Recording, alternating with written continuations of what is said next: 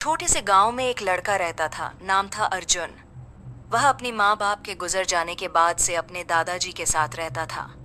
दादाजी एक शांत, समझदार और अनुशासन प्रिय व्यक्ति थे। उनका नाम था राम प्रसाद। उम्र भले ही 80 पार कर चुकी थी, लेकिन सोच और जीवन के प्रति नजरिया आज भी एक युवा जैसा था। अर्जुन 12वीं कक्षा में पढ़ता था, लेकिन पढ़ाई में उसका मन कम और मोबाइल फोन व खेलों में ज्यादा लगता था। वह अक्सर सुबह देर से उठता, स्कूल के लिए भागते भागते तैयार होता और किसी तरह स्कूल पहुंच जाता। शाम को घर आते ही टीवी या मोबाइल में डूब जाता और जब दादाजी कुछ कहने की कोशिश करते तो या तो अनसुना कर देता या बेमन से जवाब दे देता। अभी तो बहुत टाइम है जिंदगी में, बाद में कर लेंगे सब। दादाजी अर्जुन की यह आदतें देखकर चिंतित रहते थे, लेकिन कभी गुस्सा नहीं करते। उन्होंने ठान लिया था कि समय के महत्व को सिर्फ शब्दों में नहीं, बल्कि अनुभव के जरिए अर्जुन को समझाना होगा। एक दिन सुबह सुबह दादाजी अर्जुन को जगाने आए और बोले, बेटा, आज छुट्टी का दिन है, चलो खेत चलते हैं। अर्जुन ने पहले तो मना किया, लेकिन दादाजी की जिद के आगे हार मानकर तैयार हो गया। दोनों खेत पहुंचे। सुबह की ठंडी हवा, हरियाली और चिड़ियों की चहचहाहट ने अर्जुन का मन थोड़ा हल्का किया। दादाजी ने उसे एक पुरानी लकड़ी की घड़ी दी और बोले, बेटा, ये घड़ी मेरे पिताजी ने मुझे दी थी। यह बहुत खास है। हर घंटे में यह एक छोटी सी घंटी बजाती है। मैं चाहता हूँ कि आज तुम इस घड़ी को ध्यान से देखो और हर घंटे पर होने वाली गतिविधि को नोट करो। अर्जुन को यह थोड़ा अजीब लगा, लेकिन उसने कहा, ठीक है दादाजी। दिन बीतता गया। पहले घंटे में खेत की जुताई शुरू हुई, दूसरे घंटे में बुआई का काम हुआ, तीसरे घंटे में खेत के मजदूरों को खाना दिया गया। अर्जुन यह सब देखता और नोट करता गया।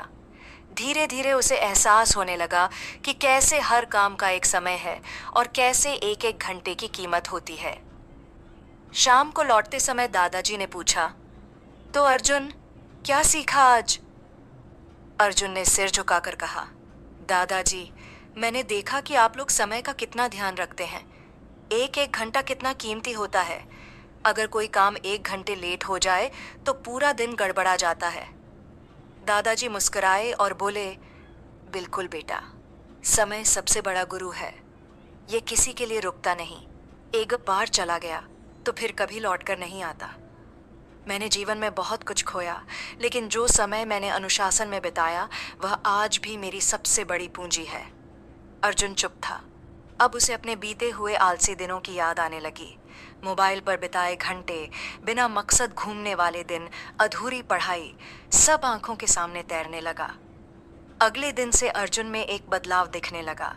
वह सुबह जल्दी उठता, स्कूल समय पर जाता और शाम को पढ़ाई के साथ साथ दादाजी की बातों को ध्यान से सुनता। मोबाइल अब सिर्फ ज़रूरत के लिए इस्तेमाल होता और टीवी बस कभी कभी। कुछ ही महीनों में उसके व्यवहार और पढ़ाई में बड़ा सुधार हुआ। स्कूल के अध्यापक भी उसकी मेहनत देखकर हैरान थे। परीक्षा में उसने अच्छे अंक लाए और गांव में उसका नाम हुआ। एक दिन दादाजी ने फिर वही घड़ी उसे दी और बोले, अब यह घड़ी तुम्हारी है। यह सिर्फ समय नहीं दिखाती, यह तुम्हें हर घंटे की कीमत याद दिलाएगी। अर्जुन ने घड़ी को हाथ में पहनते हुए कहा, दादाजी, अब मैं जान गया हूं कि समय सबसे बड़ा धन है। आपने मुझे जो सिखाया वह मैं कभी नहीं भूलूंगा। दादाजी की आंखें भर आईं। उन्होंने अर्जुन को गले लगाते हुए कहा, बेटा, जब कोई युवा समय की कीमत समझ जाता है तो उसका भविष्य उज्जवल हो जाता है। मुझे अब चिंता नहीं, तुम अपना रास्ता जान चुके हो। वक्त बीता। अर्जुन ने कॉलेज में दाखिला लिया और मेहनत करते हुए एक दिन एक बड़ा अधिकारी बन गया। लेकिन अपने घर की पुरानी लकड़ी की घड़ी और अपने दादाजी की सिखाई हुई बातें वह आज भी अपने दिल में बसाए रखता था। हर बार जब वह अपनी घड़ी में घंटी की आवाज़ सुनता तो उसे याद आता, समय चल रहा है और उसे कुछ अच्छा करना है।